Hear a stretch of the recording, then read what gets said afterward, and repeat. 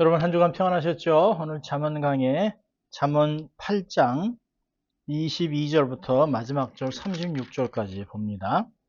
여호와께서 그 조화의 시작 곧 태초에 일하시기 전에 나를 가지셨으며 만세 전부터 상고부터 땅이 생기기 전부터 내가 세움을 입었나니 아직 바다가 생기지 아니하였고 큰 샘들이 있기 전에 내가 이미 났으며 산이 세우심을 입기 전에 언덕이 생기기 전에 내가 이미 났으니 하나님이 아직 땅도 들도 세상 진토의 근원도 짓지 아니하셨을 때라.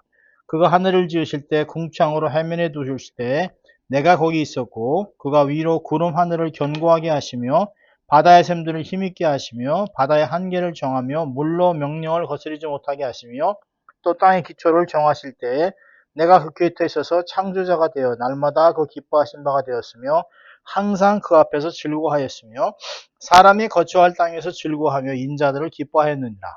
아들들아 이제 내게 들으라. 내 도를 지키는 자가 복이 있느니라. 훈계를 들어서 지혜를 얻으라. 그것을 버리지 말라. 누구든지 내게 들으며 날마다 내 문 곁에서 기다리며 문설주 옆에서 기다리는 자는 복이 있나니 대저 나를 얻는 자는 생명을 얻고 여호와께 은총을 얻은 것임이니라. 그러나 나를 잃는 자는 자기의 영혼을 해하는 자라. 무릇 나를 미워하는 자는 사망을 사랑하느니라. 아멘.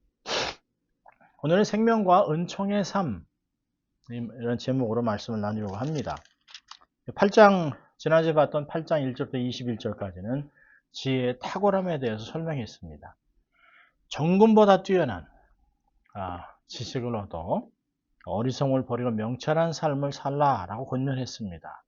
그리고 오늘 지혜의 근원이 어디서 왔는가를 22절부터 32절까지 얘기한 후에 결론적으로 솔로몬이 아들들아 지금 이제 다시 들으라 라고 권면하면서 중요한 이야기를 하고 있습니다. 지혜를 듣고 생명을 얻어라 라고 권면하고 있습니다. 자, 지혜의 근원은 어디서 왔을까요? 22절부터 31절까지 보면 솔로몬은 이 세 번째 단락에 와서 22절 31절까지 천지 창조로 우리를 데려갑니다.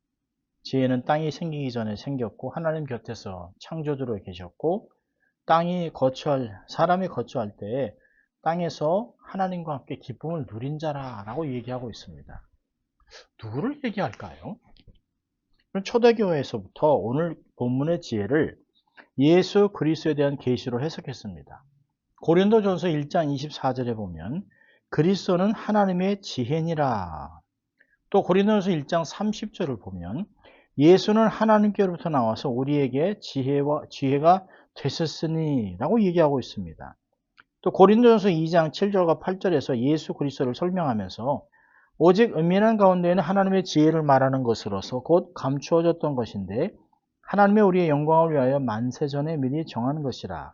이 지혜는 이 세대의 통치자들이 한 사람도 알지 못하였나니 만일 알았더라면 영광의 주를 십자가에 못 박지 아니하였으리라 라고 분명히 밝히고 있습니다.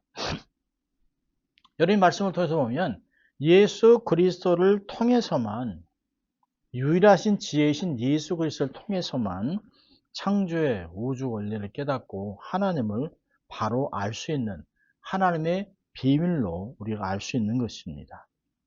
인생에게 가장 참된 구원의 길을 가르쳐주는 지혜라고 본문은 이야기하고 있습니다. 삼위일체를 다룰 때도 거시적인 큰 법을 다룰 때도 사실은 본문을 다루는 것을 볼 수 있습니다. 많은 신학자들이 마틴 루터든 요한 칼빈이든 또 이 많은 그 보수 신학자들은 다 예수 그리스도 성경에 나타난 제2의 그 삼위일체 하나님의 두 번째인 예수 그리스도를 바로 지혜라고 이야기하고 있습니다. 자, 이 지혜는 어떨까요? 22절부터 쭉 보면 6절까지 지혜는 창조 전부터 존재했다. 이게 뭘까요? 영원하다는 것이에요. 지혜는 하나님께서 그의 창조 사역을 시작하기 전부터 어떤 계획을 세우기 이전부터 존재했습니다. 그래서 세상이 만들어지기 전에 세움을 받았고 어포인트 됐다는 거예요. 23절에. 지혜는 우주에 어떤 것이 생기기 이전에 산과 바다가 만들어지기 이전에 하나님과 함께 활동했다라고 이야기하고 있습니다. 그래서 골로새서 1장 19절에 바울은 지혜이신 예수 그리스도께서 모든 피조물보다 먼저 나신이라고 이야기하는 것이에요. 요한은 요한일서 1장 1절에 태초에 말씀이 하나님과 함께 계셨다. 로고스라고 하는 예수 그리스도, 말씀이 육신이 되어 라고 하는 예수 그리스도께서 태초에 하나님과 함께 계셨다라고 이야기하는 것입니다. 그러니까 예수 그리스도는 창세 전에 이미 하나님과 함께 존재하고 있었다는 것이에요. 또 이 지혜는 창조자입니다. 27절부터 30절까지 보면 지혜는 하나님께서 우주 만물을 창조하실 때 그 곁에 있었습니다. 하나님께서 하늘을 예비하시고 궁창을 만들어 밑에 물이 형성되고 위로 물이 둥글게 형성하게 하시고 하늘을 견고하게 세우시고 바다의 샘들이 힘있게 솟아나게 하시고 바다의 경계를 정하고 물로 그 경계를 벗어나 지면으로 올라오지 못하게 하시고 땅의 기초를 견고하게 세우셨다라고 얘기합니다. 지혜는 바로 그 곁에서 우주가 지혜롭고 신비하게 창조되도록 협력했다라고 얘기하는 것이에요. 참 놀라운 말씀을 하고 있습니다. 여러분 특별히 29절을 보면 하나님이 바다의 한계를 정했습니다. 물로 명령해서 넘어오지 마라 라고 했다는 것이에요. 자, 그런데 여러분 요즘 말세가 되면 이런 일이 많이 일어나죠. 쓰나미가 일어나죠. 이건 뭘까요? 하나님의 경고입니다. 하나님이 말씀을 거두어 가시면, 하나님이 그만이라고 하는 말씀을 하시면 언제든지 물은 그 경계를 넘어오는 것이에요. 여러분 온 세상이 안전하게 물로 덮이지 않는 것은 뭘까요? 하나님께서 우리를 위하여 정해놓고 그 말씀대로 지키라 라고 명하셨기 때문에 아직은 쓰나미나 이런 어려운 쪽에서도 경고를 통해서 우리가 깨달을 수 있도록 하시는 거고, 하나님이 우리를 지켜주고 있는 그 은혜 속에 살아가고 있는 것을 말하는 것입니다. 지혜는 하나님 곁에서 창조주로서 활동하고 존재했습니다. 여러분 30절 보면 내가 그 곁에 있어 창조자가 되어 라고 이 30절에 창조자라고 하는 아몬이라고 하는 히브리 단어는 크래프트맨입니다. 장인이라는 뜻이에요. 그러니까 창조주 하나님 곁에서 함께 아름다운 창조를 함께 작업했다는 것이에요. 만들어냈다는 것이에요. 지혜이신 예수 그리스도는 보이는 것뿐 아니라 보이지 않는 세계까지 창조했다라고 골로새 1장 16절은 얘기합니다. 그래서 요한복음 1장 3절에 지은 것이 하나도 그가 없이는 된 것이 없다. 모든 것이 예수 그리스도의 손을 통해 창조가 됐다라고 얘기하고 있습니다. 예수 그리스도는 창조주로서 활동하실 뿐만 아니라 인류를 구원하는 구속자로 활동했기 때문에 하나님의 기쁨과 즐거움이었습니다. 자, 31절을 보면 사람이 거처할 땅에서 즐거워하며 인자들을 기뻐하였느니라. 지혜는 세상 그 안에 거하는 인간들을 기뻐하고 즐거워하는 존재입니다. 그럼 하나님의 창조의 목적은 인간에게 있었습니다. 인간에게 영화와 존귀의 면류관을 씌워주고 또 세상을 다스리도록 하고 하나님과 계속 친밀한 교제 속에서 기쁨과 즐거움을 누리기를 원했던 것이에요. 그런데 그 친밀함이 깨어지고 범죄함으로 사람이 결국에는 죽음을 피할 수 없는 존재가 돼서 늘 죽기를 두려워하는 존재가 됐지만 범죄할 수밖에 없는 그런 사람들, 죄로 결국은 죽을 수밖에 없는 인류를 다시 회복하고 또 영원한 영생으로 주님과 함께 사는 내세의 약속을 주기 위해 예수 그리스도께서 오셨습니다. 그리고 예수 그리스도께서는 사람들과 함께 즐거움을 이야기하고 또 우리와 함께 성령님이 함께 하시는 것을 보고 있습니다. 여러분, 예수님은 오늘도 인간들이 바른 길로 가고 또 창조 원리에 합당하게 살게 하려고 계속해서 역사하시고 성령을 통해서 역사하고 있는 것을 볼 수 있습니다. 자, 이렇게 지혜가 직접 나는 나의 원래 근원은 이렇다라고 창조부터 있었다. 하나님 아버지와 함께 있었다. 창조의 역사를 이뤘다. 내가 인간 창조를 기뻐한다. 모든 만물은 다 내가 정해놓은 말씀대로 움직인다라고 이야기한 그 말을 이야기한 후에 솔로몬은 다시 하나님의 말씀을 인용한 후에 다시 아들들에게 아들들아 이제 내게 들으라 내 도를 지키는 자가 복이 있다 라고 이렇게 지혜를 구하고 어절하는 호소를 마치고 있습니다. 지혜가 제시하는 길, 인생이 어떻게 살아갈 것을 옳은 것인지를 가르쳐주는 것들을 지켜 행할 때 하나님께부터 복을 받는 것이에요. 그래서 지혜를 주는 훈계를 버리지 말라 경고하고 있습니다. 교훈을 귀담아 듣고 실천하는 사람은 지혜로운 사람이고 복 있는 자가 될 것입니다. 그런데 어떤 자세로 지혜를 받아야 할까를 34절에 이렇게 합니다. 누구든지 내게 들으며 날마다 내 문 곁에서 기다리며 문설주 옆에서 기다리는 자는 복이 있다. 복이 있다는 말을 3번이나 반복해서 얘기하고 있습니다. 복 있는 인생, 그러니까 지혜를 듣기 위해서 문설주에서 기다리고 얼마나 애타게 사모했는지 지혜가 있는 대문 앞에 서서 온 밤을 기다리며 세워가면서 기다리고 있었습니다. 이러한 열정, 이렇게 간절히 사모하는 심령 갖는 사람이 결국에는 지혜를 얻고 하나님의 복을 받는 사람이 된다는 것이에요. 자, 그러면서 35절 36절에 두 종류의 삶을 비교하면서 결론적으로 얘기합니다. 지혜를 사모하고 순종한 자의 삶과 지혜를 거부한 자의 삶을, 비참한 삶을 얘기하고 있습니다. 자, 35절은 대저 나를 얻는 자는 생명을 얻고 여호와께 은총을 얻는 것이다. 생명과 은총을 받는 삶이 되는 것이에요. 생명이라고 하는 하임은 성공적인 삶, 행복적인 삶을 의미하기도 합니다. 그러니까 영적인 행복과 함께하는 지상적인 행복한 상태를 가리킵니다. 또 여기서 은총이라고 하는 것은 하나님의 선한 뜻, 어떤 페이버를 얘기하는 것이죠. 호의를 베풀어 주는 것이에요. 아름답게 해주시는 것이에요. 우리의 삶과 함께 우리 주위에 있는 모든 것들을 아름답게 해나가는 것이에요. 그래서 줄로 지어진 내 구역은 아름다운 곳이라 라고 시편 16절은 이야기합니다. 지혜를 얻고 보니까 하나님이 내게 주어진 줄로 지어진 구역, 모든 가정, 또 자녀, 사역, 이런 모든 것을 보니까 얼마나 합당하고 귀한 것인가, 아름다운 것이라고 이해하는 것이에요. 더 이상 비교할 게 아니라는 것이죠. 은혜가 있는 사람만 비교하지 않습니다. 하나님의 은총을 받은 사람만이 하나님께 앞에 자족하고 기뻐하고 감사하는 것이에요. 지혜 가르침을 받아 하나님의 기뻐하는 길로 걸어간다면 하나님께서 그의 삶 전반에 생명이 넘치고 풍성이 넘치고 은총을 베풀어 주실 것입니다. 그러나 반대로 나를 잃는 자는 자기의 영혼을 해하는 자라 나를 미워하는 자는 사망을 사랑하느니라. 사망으로 인도하는 삶 36절 얘기합니다.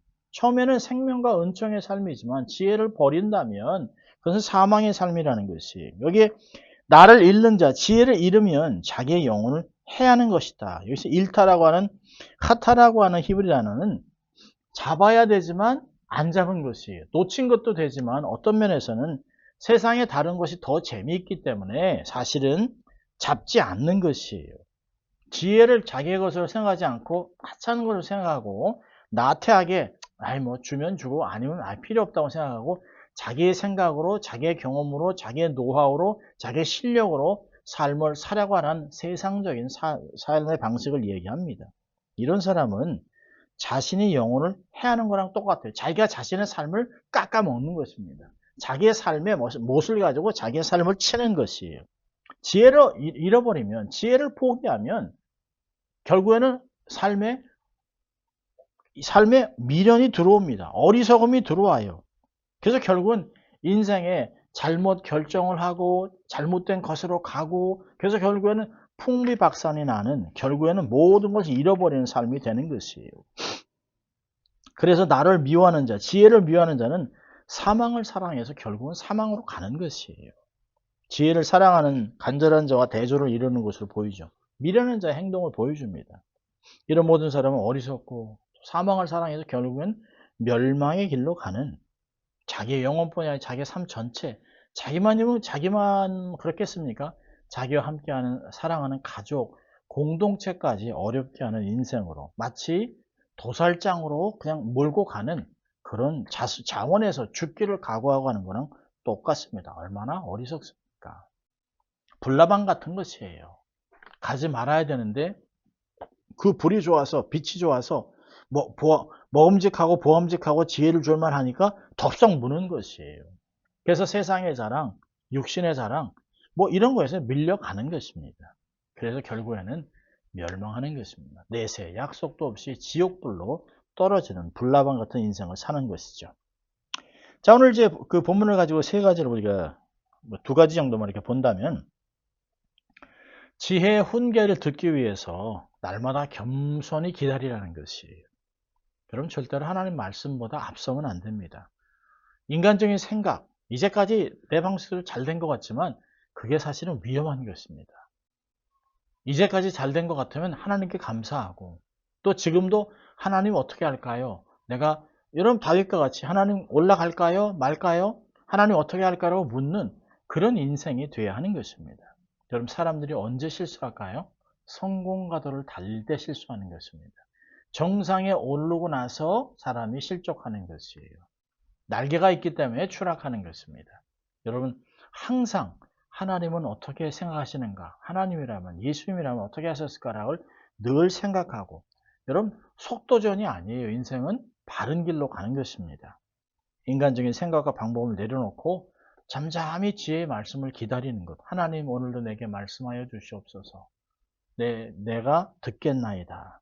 그렇게 하나님과 보폭을 맞추고 하나님과 동행하는 삶을 사시기를 바랍니다. 자, 두 번째로는 지혜의 훈계를 듣고 지켜 행하는 것이에요. 말씀을 듣는 데서만 끝나면 안 됩니다. 우리는 이 모든 말씀을 듣고 지켜 행해야 돼요. 들은 말씀이 내 삶에서 힘이 되고 삶의 중심이 되고, 그래서 내 삶의 모든 영역, 오감의 모든 것이 근데 그 말씀으로부터 근거가 돼서 하는 것이에요. 여러분, 우리의 오감은 다 마음의 뿌리가 내리고 있습니다. 보고 싶은 것을 보고, 듣고 싶은 것을 듣고, 먹고 싶은 것을 먹고, 좋아하는 냄새를 맡고, 우리 손과 발도 마음이 원하는 대로 가는 것이에요. 그런데 이 말씀이 내 삶에 딱 들어와서 중심이 되면, 중심에 말씀이 딱 잡혀서 무릇 지킬만 한 거죠. 마음을 지키라. 이 생명의 나무라는 잠언서 4장 23절 말씀같이 말씀이 딱 들었으면 그것이 자리를 딱 잡게 하고 그 말씀에 명령하는 대로 말씀을 근거해서 기준을 따라 행동을 하는 것입니다. 내 삶의 모든 영역에서 말씀이 구체적으로 주장할 수 있도록 해야 됩니다. 모든 그 최고의 결정권은 말씀이 갖고 있습니다. 여러분, 신앙의 성장은 행함에서 오는 거예요. 듣고 안 하면 소용없어요. 여러분, 우리 삶에서 행함이 없으면 죽은 믿음이에요.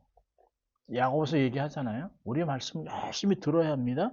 그리고 듣고 이해하고 깨닫고 마음판에 새기고 있는 그대로 말씀대로 행하는 것 너무나 중요합니다. 여러분, 우리가 사실 스피드 리밋도 35, 보통 길 같으면 35, when children are present, 학교에서는 15. 알죠? 아는 것이 중요한 게 아니에요. 어린아이들이 있는데 35마일로 달려보십시오. 사고 나고 또 티켓 먹을 수 있습니다. 파킹하지 말라고 하는 것이에요. No parking at all time. 스타핑도 안 되는 곳에 차를 잠깐 세우면 티켓 먹고 경고받는 것이에요. 여러분, 안다고 중요한 것이 아니에요. 그것을 순종하는 것. 세상 법도 그런데 하나님 법이 오죽하겠습니까? 하나님의 지혜, 우리에게 생명을 주는 지혜의 말씀을 듣고 순종해야 됩니다. 여러분, 말세에는 거짓 선생이 너무 많습니다. 이단이 너무 많습니다. 그럴듯해 보이는 게 굉장히 많아요. 듣다 보면 새로운 해석이라고 느낄 수 있지만 다 조심해야 됩니다. 영적인 분별력이 있어야 됩니다. 영을 분별하는 지혜가 있어야 돼요. 지속적으로 반복해서 지혜 훈계를 듣고 또 듣고 듣고 또 듣고를 반복해야 합니다. 여러분, 세상은 지겨워. 이미 한 번 들은 걸 못 또 듣나? 그렇지 않아요. 반복해서 내 삶에 이게 습관이 되고 삶의 라이프 스타일이 될 때까지 계속 들어야 됩니다.